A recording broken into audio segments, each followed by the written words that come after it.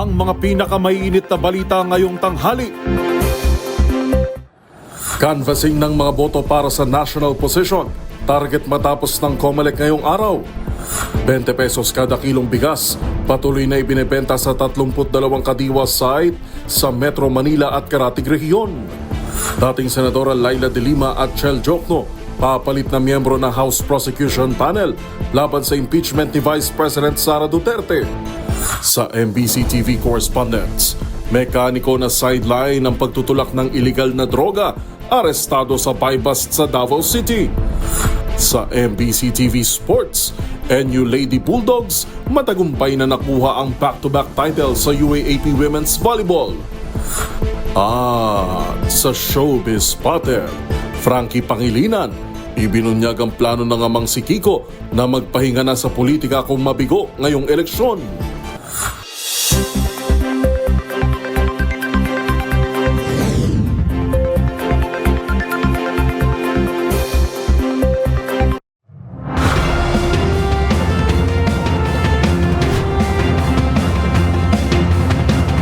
Bawat balita, makabuluhan. Bawat kwento, makapangyarihan. Boses ng Pilipino para sa Pilipino. Live mula sa MBC TV Studio. MBC TV Network News.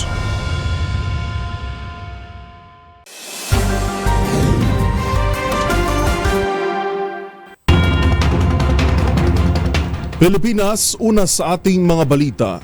Target ng Commission on Elections o COMELEC na matapos ang canvassing o bilangan ng boto ngayong araw Huwebes, Mayo 15. Ayon kay COMELEC Chair George Erwin Garcia, natanggap na ng National Board of Canvassers ang halos lahat ng 175 certificates of canvass.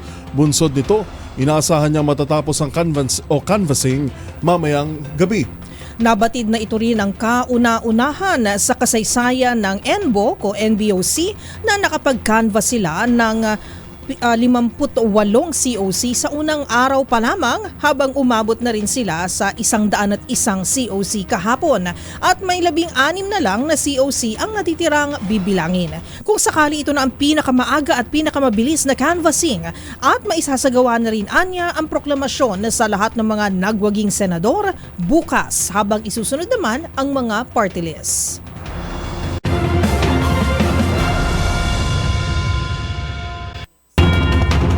Pinayuhan naman ng isang election lawyer ang mga kandidato na patapusin muna ang isinasagawang random manual audit kung nagbabalak man silang magsampa ng election protest.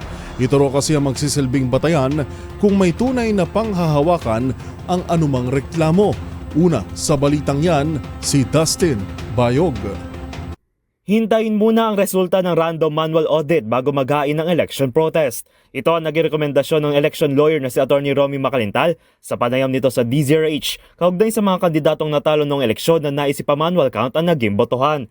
Ayon kay Macalintal, mas nakabubuti ito dahil kung lumabas sa manual audit na mayroong malaking discrepancy sa bilangan ng physical votes at sa electronically transmitted na boto, ay mayroon silang magiging basehan upang ituloy ang election protest. Pero kung ang resulta ng random manual audit ay maganda naman, wala namang discrepancy na nakita, kung ay yung resulta ay nagtutugma yung pag-physical count ng mga official ballots at saka yung electronically transmitted ballots, ay mahirap na magprotesta.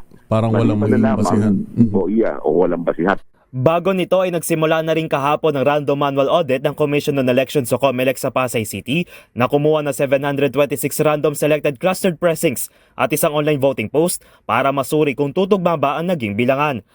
Aabot naman sa 6 na pong auditing teams mula sa Department of Education o DepEd na hindi naging electoral board ng eleksyon ang nanguna sa manual audit at inaasa matatapos sa loob ng 45 araw. Kung lima lamang ang lamang, yung 5 ang lamang, ng kalaban, abay magprotesta ka kasi baka may mga 10 o 20 na yung botante nagtuldok lamang o kaya nag-save ng napakaliit lamang na hindi na bilang ng makina. Opo. And under our law, sa ating jurisprudence natin, mga desisyon ng Korte Suprema, yung mga tuldok na yon, yung mga hindi nakaabot ng 25% threshold na pag-shade, Apo. yun ay binibilang yun. Dapat i-credit yun dun sa kandidato na kung saan nalagyan ng tuldok. Payo naman ni Makalintal na mas mabuti ring i-file ng protest kahit maliit lamang ang naging lamang sa nanalong kandidato. Sinabi rin ni Makalintal na mayroon lamang 10 araw matapos ang proklamasyon ng nanalong kandidato ang isang natalo para iyain ang kanilang election protest. Samantala, nauna na ring humiling ng manual count ang nakakulong na pastor at senatorial candidate na si Apollo Kibuloy, kung saan base sa unofficial tally ay nasa ika-31 pwesto ito na mayroong higit 5 milyong boto. Para sa MBC TV Network News, ito si Dustin Bayog ng DZRH TV. Una sa Pilipinas, una sa Pilipino. Tuloy-tuloy na ang pagbebenta ng 20 pesos per kilong bigas sa 32 kadiwa sites sa National Capital Region at karatig na rehiyon. Sa panayam ng DZRH News kay National Food Authority Administrator Larry Lacson, sinabi nitong karamihan sa mga ibinebentang bigas ay mula sa Mindoro at mayroon ding mula sa ibang rehiyon. Ilang sa mga ikinokonsideraan niya nila sa pagpili kung saan magbebenta ng 20 pesos per kilo ng bigas ay una ang willingness ng local government unit na tumaya sa pagbayad ng 6 pesos and 50 centavos. Matatandaan ang orihinal na presyo ng 20 pesos na bigas ay 33 pesos kung saan maghahati ang LGU at pamahalaan sa pagbayad ng natitirang 13 pesos. Kung pag-uusapan naman umano ang kadiwa ay inuuna nila ang vulnerable sectors at mga LGU na sumali sa food security emergency. Benteng bigas meron na. Ang dispersal po ngayong araw na to sa Kadiwa, ngayon magiging 32 na ang magbebenta nito. At sa NCR at mga karatig na region, I think Region 4 at saka Region 3, so mga 32 Kadiwa na po ang mag-open. Aside from yung naumpisahan po sa bandang Cebu, ngayon po yung nakapag-reposition na tayo, nandun na po ina-unload ang ating 35,000, no, isang boatload ng bigas sa Cebu Province. Ayon kay Lacson, base sa kanilang stocks ngayon, ay kayang magbenta ng 20 pesos per kilo ng bigas hanggang December 2025 o lumagpas pa hanggang 2026. Itong stocks na hawak-hawak namin at sa kasalukuyang labas nito, kayang-kaya po yan hanggang December 2025. I think ang estimation ko pa nga dyan, baka lumampas pa ng 2026. No? Yan naman po, kanya nasabi kong lampas pa. Depende po yan sa performance ng labas ng stocks ngayon hanggang bago mag-anihan ng tag-ulan. Habang sa pag-iikot naman ng DZRH News kaninang umaga, ay marami nang nagbebenta ng 20 pesos per kilo ng bigas, kagaya sa Kamuning Market sa Quezon City, Bureau of Plant Industry sa San Andres Street sa Malate, Manila at Kadiwa ng Pangulo sa Navotas. Giit pa ni Lacson, hindi umano naging isyu ang kalidad ng 20 pesos na per kilo ng bigas sa mga bumibili nito. Para sa MBC TV Network News, ito si Wina Hesoro ng DZRH, una sa Pilipinas, una sa Pilipino.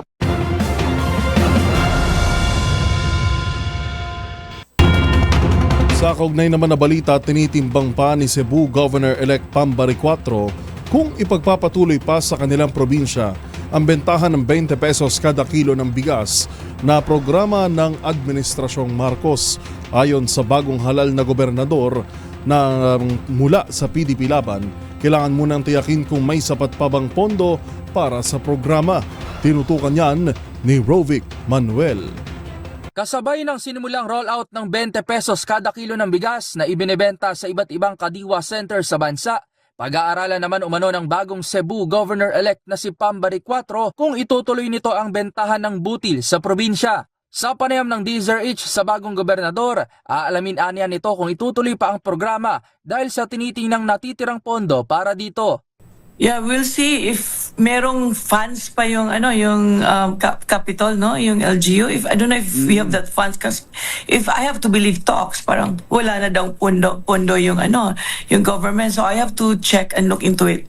Kasi if wala, anong ibabayad namin, di ba? Pero I don't really think it's sustainable. We'll see. If merong funds, then why not, di ba? Pero pag wala, we cannot spend what we do not have. Ayon kay Baricuatro, nang tanungin ng kaniyang magiging plano, uunahin umano nito ang pagpapahusay sa healthcare system sa probinsya. Clean and simple governance lang naman sa akin. And zero corruption. And of course, yung promise ko no sa mga Cebuanos no, yung hospital yung uunahin ko kasi meron kaming problema dito sa healthcare. Access ng healthcare namin dito. No, we have to bring the investment corridor back to the province of Cebu. Kasi medyo ang baba ng per capita income namin if you look at the data, livelihood programs, no? Maybe we're thinking about micro manufacturing. Ayon kay Baricuatro, hindi nito inaasahan ang laki ng botong makukuha dahil sa kaniyang simple at direktang pangangampanya sa tao. Wala akong machinery. So kaya nga sabi ko I want to be known as the people's governor. Kasi yung mga tao lang talaga sa akin. Yung kagabay ko. Samantala, dagdag pa ng bagong gobernador, bukas umano ito sa reconciliation o pakikipag-usap kay Governor Garcia para sa maayos na transition sa pamamahala sa probinsya at nagpasalamat naman sa mga Cebuano na nagtiwala sa kaniya. So I'm open to it, really. I believe in collaboration talaga. But from her end, hindi ko lang alam, no, I cannot speak for her. But up to the last minute, no, she was filing disqualification case against me during the proclamation and canvassing procedure. So I don't know, kung ano talagang nasa isip niya. But for me, I'm open to it. I really appreciate all the concern about Cebu, and I'm looking forward to make Cebu better, even better. Para sa MBC TV Network News, ito si Rovic Manuel ng DZRH TV, una sa Pilipinas, una sa Pilipino.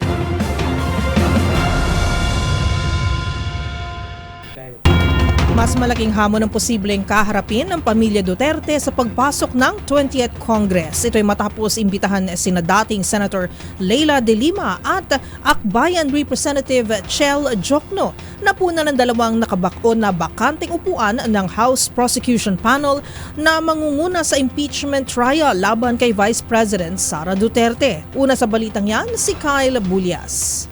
Kabilang na sa House Prosecution Team para sa impeachment trial laban kay Vice President Sara Duterte, sina dating Senador at ngayon incoming ML Representative Attorney Leila De Lima at incoming Akbayan Representative Attorney Chel Jokno. Ito'y matapos bigong makabalik sa Kongreso sina ako Bicol Party List Representative Raul Angelo Bongalon at si Jensen Representative Loreto Acharon sa katatapos lamang na midterm election.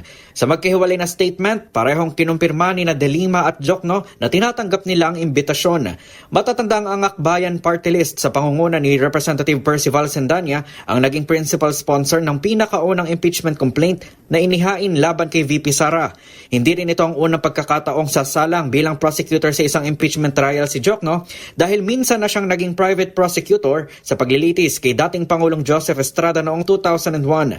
Samantala, sinabi naman ni De Lima na ang kanyang pagtanggap sa responsibilidad ay walang personal na dahilan kundi pagtugon lamang sa tiwalang ipinagkaloob ng publiko. Mababatid na masugid na kritiko si De Lima ng madugong war on drugs ng ama ni VP Sara na si dating Pangulong Rodrigo Duterte. Samantala, ayon naman kay House Speaker Martin Romualdez, malaking tulong ang kredibilidad at integridad ng dalawa para tiyaking ang gagawing paglilitis ay magiging makatarungan. Sa panig naman ng lead prosecutor ng Kamara na si 4-piece Party List Representative Marcelino Libanan, welcome din sa kanya ang naging pagtanggap ni na De Lima at Jokno sa responsibilidad.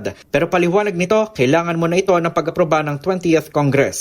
Bukod kay Libanan, makakasama ni na De Lima at Jokno sa House Prosecution Team sina Representative Jervil Luistro, Representative Romeo Acop, Representative Ramon Gutierrez, Representative Joel Chua, Representative Arnan Panaligan, Representative Isabel Zamora, Representative Lawrence Defensor at Representative Jonathan Flores. Para sa MBC TV Network News, ito si Kyle Bulias ng DZRH, una sa Pilipinas, una sa Pilipino.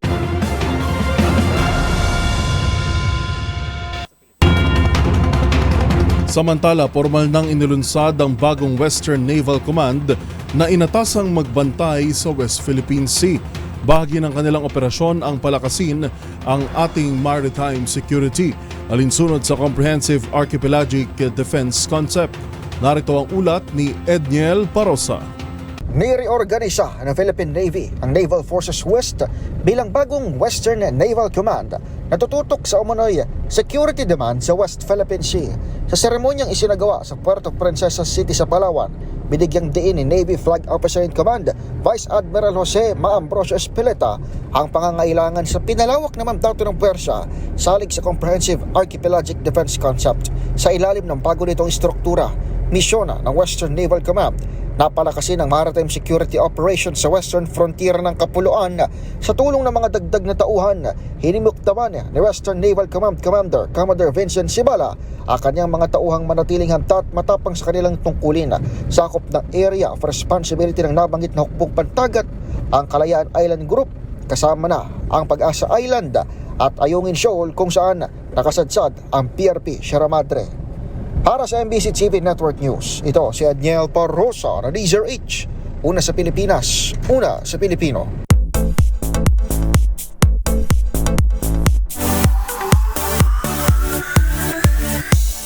Kasunod ng nakaambang pagbabalik sa Senado ni Francis Kiko Pangilinan, may nireveal ang kanyang anak na si Frankie. Ang panganay ng senatorial candidate at ni megastar Sharon Cuneta, o hindi na siya candidate, magiging senator na, no? Ibinunyag na handa na raw magpahinga ang kanyang ama sa politika kung di ito pinalad ngayong eleksyon. Narito ang Showbiz Report. Di makapaniwala at labis ang pasalamat ni Frankie Pangilinan, anak ni na megastar Sharon Cuneta at senatorial candidate Kiko Pangilinan sa partial and official results ng halalan. Sa ngayon kasi, nakaamba ang pagbabalik Senado ng kanyang ama na nasa ikalimang pwesto matapos makakuha ng higit 15 milyong boto para sa pagkasenador. Sa X o dating Twitter, ibinahagi ni Frankie na handa na raw sa posibilidad na magpahinga sa politika ang kanyang ama sakaling hindi ito palaring ngayong eleksyon. Pag-amin pa niya, pinag-uusapan na nga raw nila ang backup plan nito. Pero tila may iba raw plano ang Panginoon. Kaya naman si Frankie nagpaabot ng pasalamat sa lahat ng mga sumuporta sa tumatakbong senador. Habang sa isa pang hiwalay na post, shinare nito ang isang throwback picture habang nasa gitna ng kaniyang ama at ng kaalyado nitong si Bam Aquino na ngayon nasa ikalawang pwesto naman sa tinatawag na Magic 12. Hili tuloy ng isang netizen, baka raw ibig sabihin nito ay tatakbo rin ang anak ni megastar sa tamang panahon.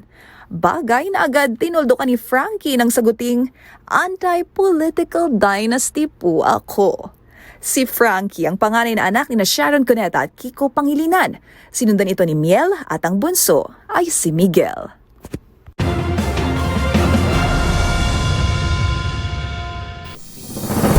Narito mga balitang dapat ninyong abangan para sa MBC TV Global. Vlogger na si Valeria Marquez binaril habang naka-livestream.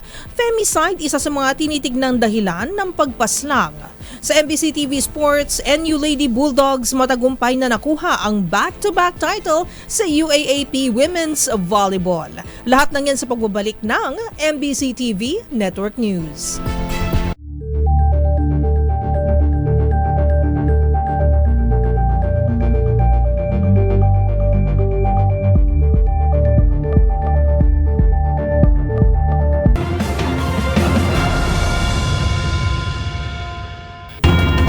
Hindi na nakalabas ng bahay ang isang 16 na taong gulang na babae sa sunog na sumiklab sa Barangay 81 sa lungsod ng Caloocan kahapon.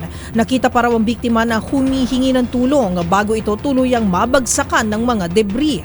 Ang mga detalye tinutukan ni Edwin Duque. Nakita na ang nawalang batang babae na si alias Kakay, 16 years old, na estudyante dito sa Caloocan. Siya yung naiulat na nawala kahapon ng hapon mula sa sumiklab na sunog. Unang nakuha kagabi ang isang alias Obet, 64 years old, na nangungupahan naman sa bahay ng biktima sa nakaopera lamang ng kanyang ulo makaraang di makalabas ng kanilang inupaang bahay. Ayon dito kay Rose Ana Kabunyag, ang pinsan ng bata na biktima ay nag-aaral sa MCU at alalay din ng kanyang ina sa pagtitinda ng prutas. Sumisigaw pa daw ng tulong ang biktima pero sa sikip ng daanan ay di na nakalabas pa hanggang sa tuluyan ng mabagsakan ng matigas na bagay kung saan ay nakadapang nakita ngayong umaga ng Bureau of Fire Protection. Ayon naman dito kay Benji Tudla ng Bureau of Fire Protection, 5 pa yung sugatan sa naganap na sunog na nagumpisa sa bahay ng isang Milani Dakaymat sa Natividad District sa Barangay 81 Caloocan. Karamihan niya ay paupahang apartment na pinagmulan ng sunog kung saan ay nadamay ang mga kabahayan sa kalsada at bahagi ng commercial building. Sa tala ng Caloocan Bureau of Protection, tinatayang nasa 100 individual ang nawalan ng tahanan mula sa 15 kabahayan.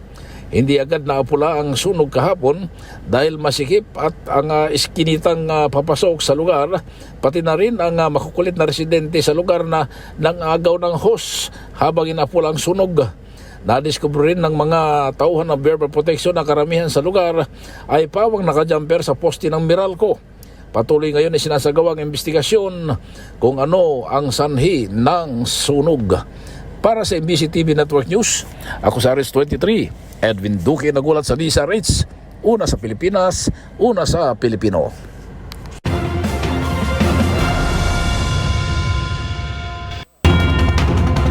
Patay naman ang 2 pulis matapos tamaan ng kidlat habang naka-duty sa Nauhan, Oriental Mindoro alas 10:30 kagabi. Kinilala mga nasawi na sina Patrolman Laudelino Lomio at Patrolman Razal Fontarum, bawang nakatalaga sa Regional Mobile 4 Battalion ng nasabing lugar. Sa report ng may hawak ng kaso na si Police Corporal Fernan Makuha, naganap ang insidente sa parking area ng kampo habang bumubuhos ang malakas na ulan at may matatalim na kidlat. Nakita na lamang umano ng roving na si Patrolman John Cyril Hilario ang nakahandusay na katawan ng kanyang mga kabarong agad inihingi ng saklolo. Isinugod pa ng mga kapwa-pulis ang 2 sa Mindoro Medical Center pero idineklara ring dead on arrival.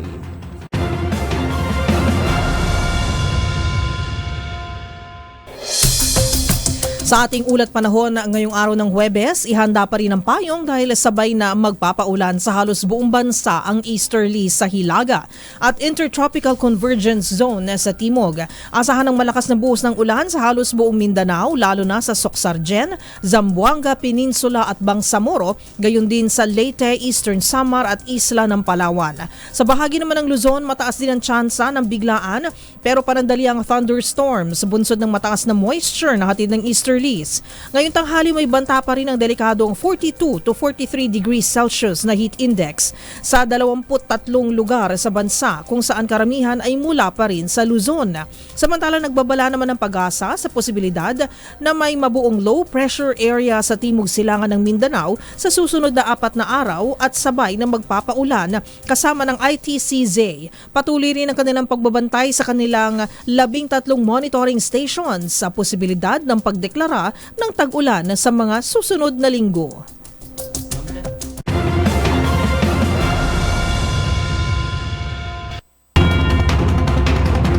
Samantala, good news naman po para sa mga kababayan nating nagtatrabaho sa gobyerno. Simula kasi ngayong araw ay ilalabas na ang mid-year bonus na nakalaan para sa kanila. By sana all. Ang buong detalye alamin sa live report ni Miss Leth Narciso. Miss Leth, ikaw ba may natanggap na?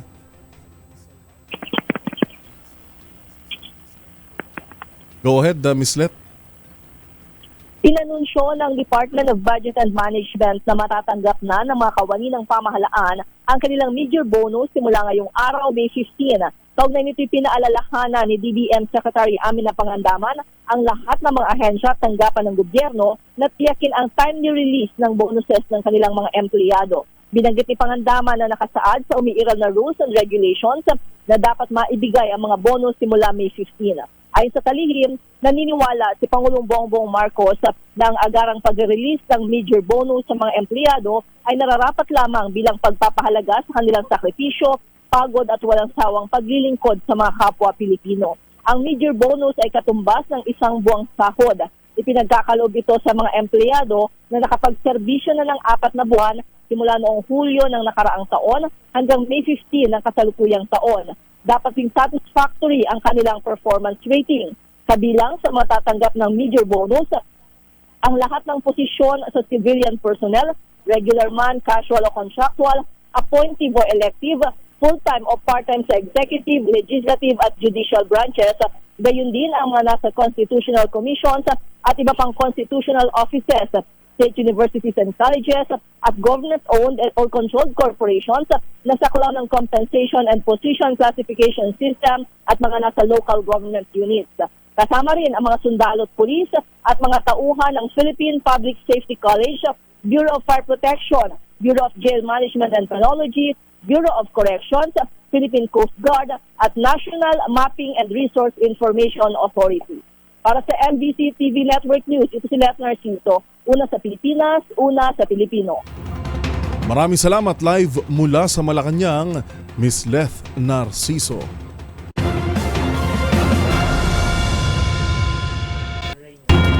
Sa iba pang balita, approve kay Senator J.V. Ejercito ang anyay paggamit ni Pangulong Bongbong Marcos ng common sense nang lagdaan nito ang inamyendahang doble plaka law.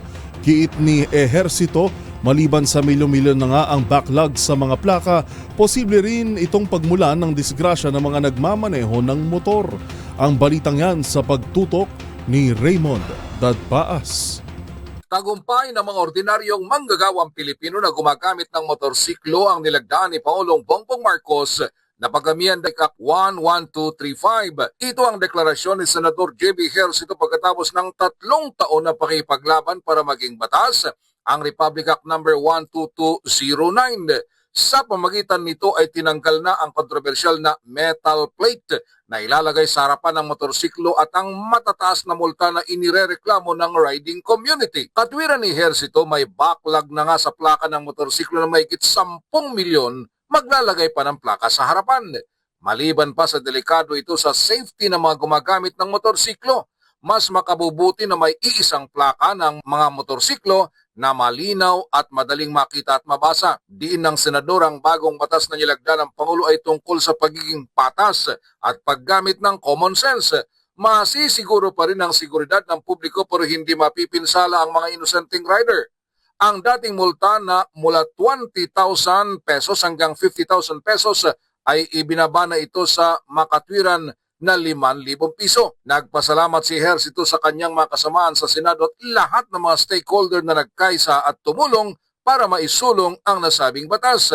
Dahil isa ito sa kanyang ipinangako sa kampanya noong halalan ng 2022. Nauna nang nagpahayag ng kasiyahan si Senate Majority Leader Francis Tolentino sa paglagda ng Pangulo sa amendment ng doble plaka law.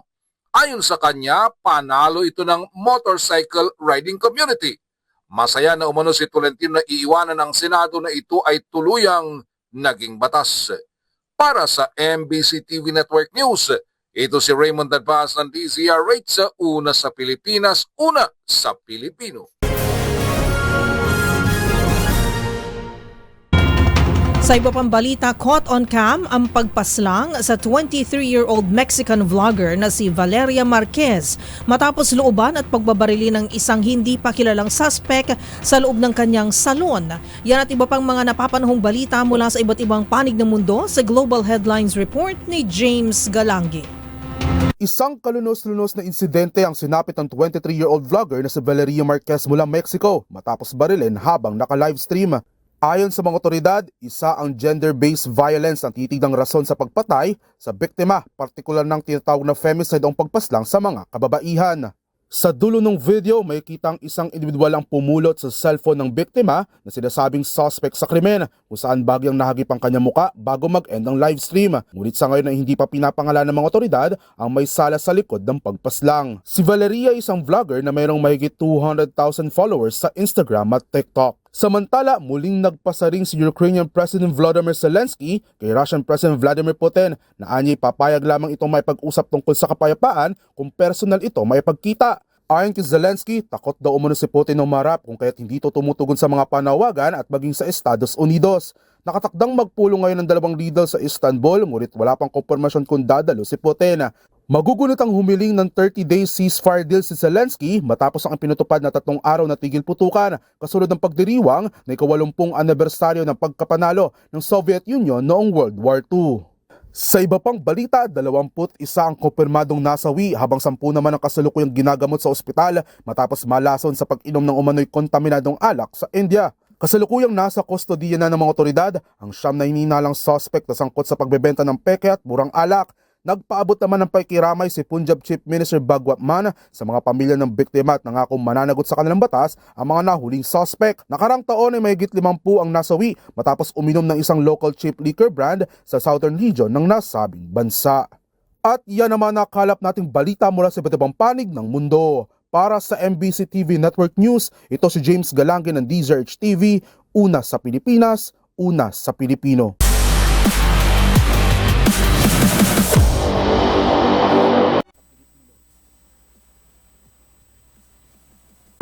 Sa Jackson pa rin ang corona. Muling pinatunayan ng NU Lady Bulldogs na sila ang Queen of the Court matapos makuha ang back-to-back title sa UAAP Season 87. Tinapos ng National University ang kampanya nito sa Season 87 sa pinakamatamis na paraan matapos talunin ng De La Salle University sa straight sets win sa Game 2 ng finals ng UAAP Women's Volleyball sa SM Mall of Asia Arena. Ito ang ikalimang kampyonato ng Lady Bulldogs sa UAAP at ang una nilang back-to-back titles sa kasaysayan ng eskwelahan. Nagkampiyon din sila noong Season 16 noong 1954, Season 18 taong 1956, Season 84 noong 2022 at Season 86 noong nakaraang taon. Pinangunahan ni Bena Belen at Alyssa Solomon ng NU sa kanilang huling laro sa UAAP. Nagpakitang gilas si Belen with 18 points, 11 digs, and 8 receptions. I'm very happy lang din kasi maganda po yung may iwan namin sa mga susunod na batch. And talagang pinaghirapan po ng bawat isa. Hindi lang naman po kami, syempre may tulong, malaking tulong din po yun sa coaches kasi sila yung nag-guide sa amin. So yun, talagang tinrabaho po ng bawat isa ngayong season kasi marami kaming challenges na naharap pero hindi bumigay. So ayun, ano lang po, talagang sipag at tiyaga yung nagdala sa amin dito kung nasan man po kami ngayon. Siyempre proud ako na alis ako ng champion kasi eto naman talaga po kasi yung goal namin this season na mabigyan ng back-to-back championship yung NU. So yun po, sinusukli lang po namin sa kanila yung support sa amin. Habang hindi rin nagpoli sa scoring si Finals MVP Vanch Alinsug na may 10 points, na unang nakapagtala ng 21 points sa Game 1. Sana sa mga may iwan is madala namin to sa susunod na season. And alam ko din naman na kahit wala na yung seniors namin sa first six, madaming mawawala. Meron ding mas malakas pa na papalit. And paghihirapan naman namin yun hanggang sa mag-season ulit. At ang co-finals MVP nito na si Shaira Hardio with 21 excellent digs and 12 excellent receptions. Naka-mindset na po kasi ako kapag nasa court na ako na kailangan kunin ko lahat ng makakaya ko, ibigay ko lahat yung makakaya ko. And gusto ko lang na umalis sila Ate Bel, Ate Erin, Ate Ala, Ate Sheena na ayun nga, back to back kami. Mula sa 16-13 lamang sa ikatlong set, nagpakawala ang NU ng 73 runs sa pamamagitan ni Belen, Alexa Mata at Erin Pangilinan para iabante sa 23-16. Tinapos ni Alinsug ang laro sa isang down-the-hill hit at cross-court kill matapos ang 1 oras at 32 minuto sa laban. Nagdagdag si Solomon ng 13 points sa kanyang huling laro habang may 8 points naman si Mata. Samantala, nanguna sa Lasal si Angel Canino na may 12 points, 15 receptions at 9 digs, habang nag-ambag si Shivana Laput ng 10 points at itinanghal na Defensive Player of the Finals. Nagpaalam naman sa UAAP career nila sina Alea Malaluan, Jessa Ordiales at Juliana Tolentino. Ang panalo ng NU sa women's volleyball ay ang ikapito na nilang kampeonato ngayong season matapos ang paghahari sa women's basketball, women's beach volleyball, men's tennis, men's badminton, baseball, at women's taekwondo. Mula rito sa Mall of Asia Arena para sa MBC TV Network News, ito si Mili Borja ng DZRH TV, una sa Pilipinas, una sa Pilipino.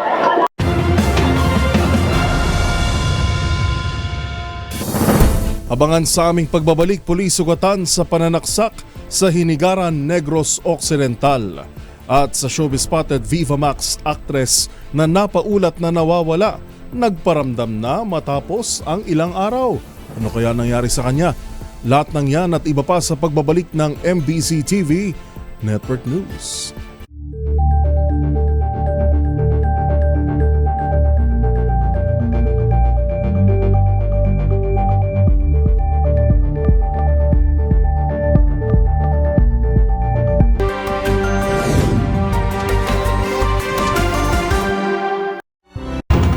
Sideline gone wrong. Himas rehas ngayon ng isang mekaniko sa Davao City matapos maaktuhan ng pulisya na sumasideline bilang tulak ng droga. Yan at ang iba pang mga rumarapidong balita mula sa probinsya. Hatid ng iba't ibang istasyon sa ilalim ng MBC Media Group. Balita mula sa Davao City. Himas rihas ang isang tulak ng iligal na droga matapos naresto sa ikinasang drug bypass operation sa Evergreen, Dumoy, Davao City, Mayo 14, 2025. Arestado si alias Idol, 42 anyos, isang mekaniko at nakatira din sa naturang barangay. Nakuha sa posisyon mula sa suspek ang maraming pakiti sa hinihinalang shabu na may standard drug price na 123,148 matapos itong nabilhan ng isang pakiti sa isang pulis na nagpanggap na pusher buyer. Sa ngayon, nasa kustodiya na ng kapulisan si alias Idol at sasampahan ng kasong paglabag sa Republic Act 9165 o Comprehensive Dangerous Drugs Act of 2002. Para sa MBC TV Network News, ito si June Suter, una sa Pilipinas, una sa Pilipino. Sugatan ng isang miyembro ng pulis matapos saksakin ng isang lalaki sa Sitio Acacia, Barangay Gargato, Bayan ng Hinigaran, Negros Occidental. Ang biktima kinilala na si Police Staff Sergeant Alvin Oy, 37 anyos, residente ng Sitio Kangapas, Barangay Anahaw ng nasabing bayan. Habang ang suspect kinilala na si John J. Argente, 27 anyos, residente na nasabing lugar. Ayon kay Hinigaran Municipal Police Station Chief, nakatanggap ng tawag mula sa isang concerned citizen ang kapulisan kung saan ang suspect ang umaaligid sa kabahayan at may bitbit na patalim. Kaagad namang rumisponde ang alert team ng nasabing police station at kaagad na inundayan ng biktima ang nasabing pulis habang kinokompronta si Oy ang dinala sa Hinigaran Medical Clinic habang nahuli din sa Argente na nasa custodial facility ng Hinigaran PNP. Para sa MBC TV Network News, ito si RH46 Rex Cantong para sa DZRH, una sa Pilipinas, una sa Pilipino.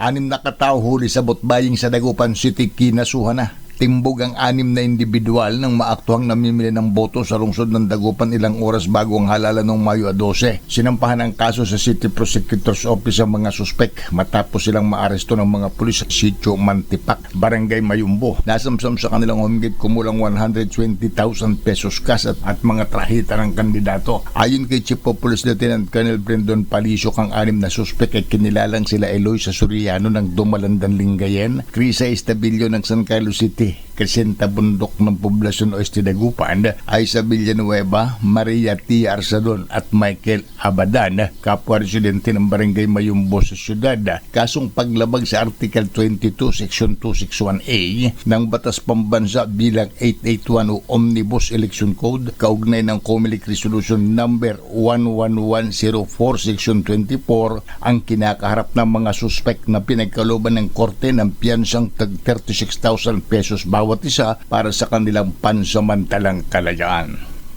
Para sa MBC TV Network News, ito si Freddy Pajardo, Aris 38, una sa Pilipinas, una sa Pilipino.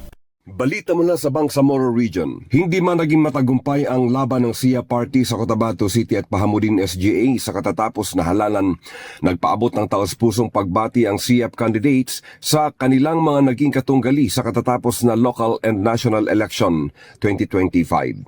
Sa kanyang pahayag, itinuring ni SIAP Cotabato City Chapter President and Member of Parliament Attorney Nagibs Narimbo na isa manong pagkakataon ng halalang ito na makilala at makasalamuha ang mga tinagurian niyang dynamic leaders and party workers na nag-share ng kanilang fresh vision and ideas na may direktang direksyon na tutulong sa paghubog para sa maliwala sa kinabukasan ng mga komunidad sa Bangsamoro Region.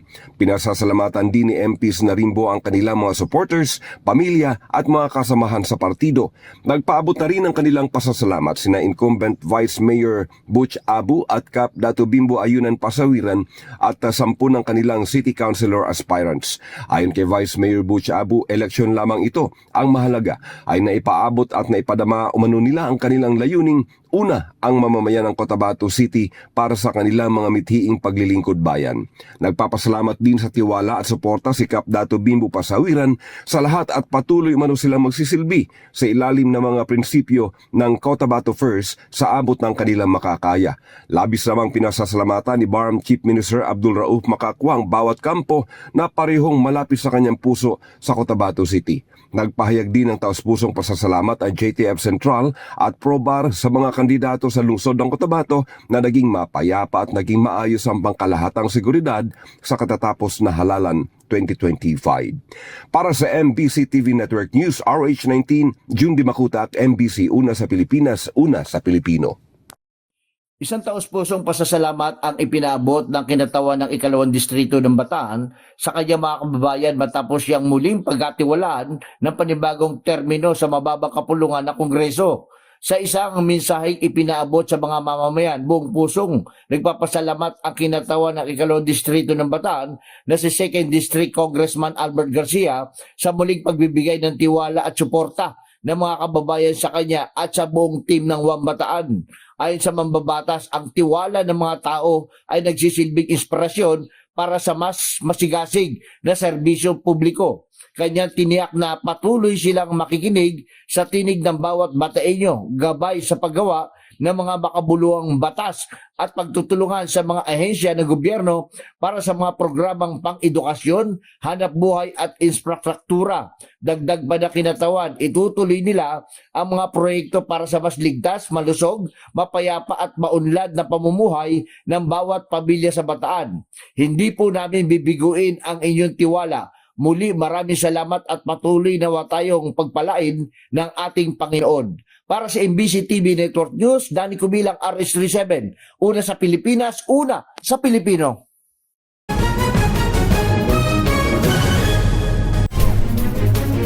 Isa ang reckless driving sa mga pangunahing dahilan ng aksidente sa kalsada. Sa datos na inilabas ng Philippine National Police noong 2024, mahigit 80% sa mga road rage accident o incident ay dahil sa irresponsableng o road accident ay dahil sa irresponsableng pagmamaneho. Kaya labis ang paalala sa mga driver na maging responsable dahil ang mga ganitong aksidente ay kayang maiwasan kung paiiralin lang ang disiplina. Ano nga ba ang kaparusahan para sa reckless driving? Alamin sa report na ito. Nagtala ang pambansang pulisya para sa taong 2024 nang aabot sa 27,248 na kaso ng road accidents kung saan naabot sa higit 2,000 katao ang nasawi. Ayon pa sa Philippine National Police o PNP, 87.17% sa mga aksidenteng ito ay dulot ng reckless driving o walang pag-iingat habang nagmamaneho. Ilan dito ay ang hindi tamang pag-overtake at pagliko, speeding, drunk driving, overloading na sasakyan at paggamit ng cellphone habang nagmamaneho.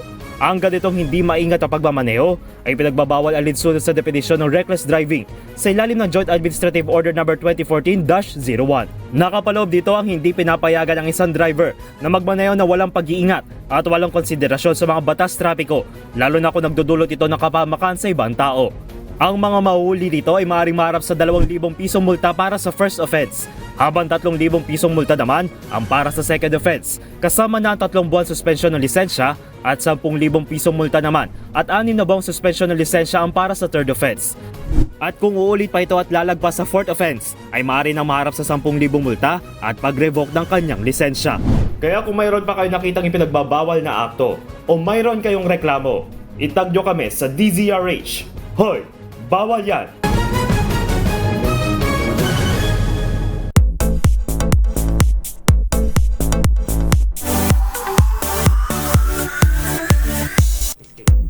Sa mundo ng showbiz nitong mga nagdaang araw lamang o laman ng social media ang umano'y higit 1 linggo ng nawawalang Viva Max actress na si Karen Lopez. Pero kagabi lang nagparamdam na ang aktres sa pamamagitan ng isang Facebook post kasunod ng inilabas na pahayag ng Quezon City Police District.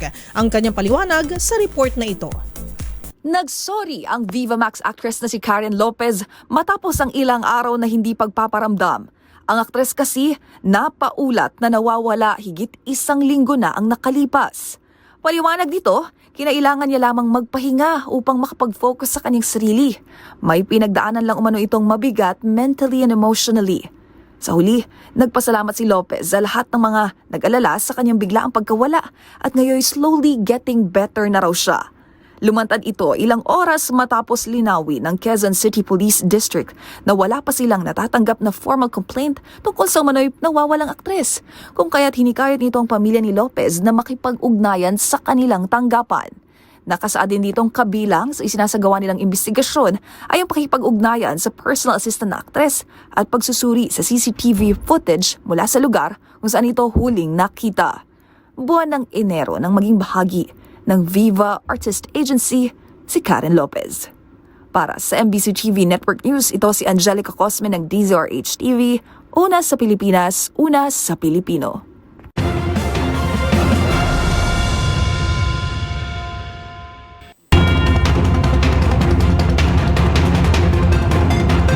At iyan na po mga balitang aming nakalap ngayong araw ng Huwebes, Mayo 15, 2025, araw ng sahod. Uy, kaya pala ang laki ng ngiti mo, partner.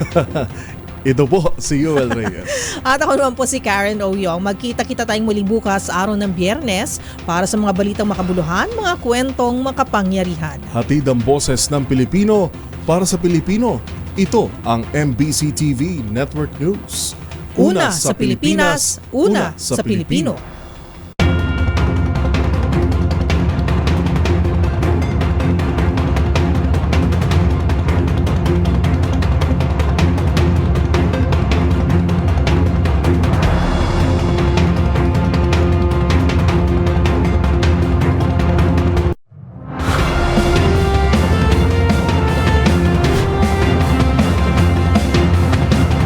Bawat balita, makabuluhan.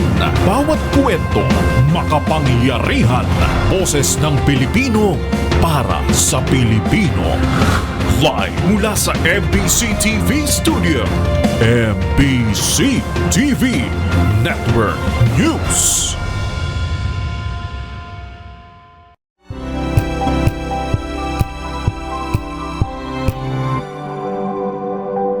Hello, Washi! Laundry day na naman! Yay! Anong meron? Mancha ng chocolate, putik, may libag pa! Kaya natin yan! With Pride Washing Machine Detergent, may triple stain-away formula. Tanggal ang makapit, madikit, at malupit na dumit mancha. Kaya easy-easy ang labada. Mula noon hanggang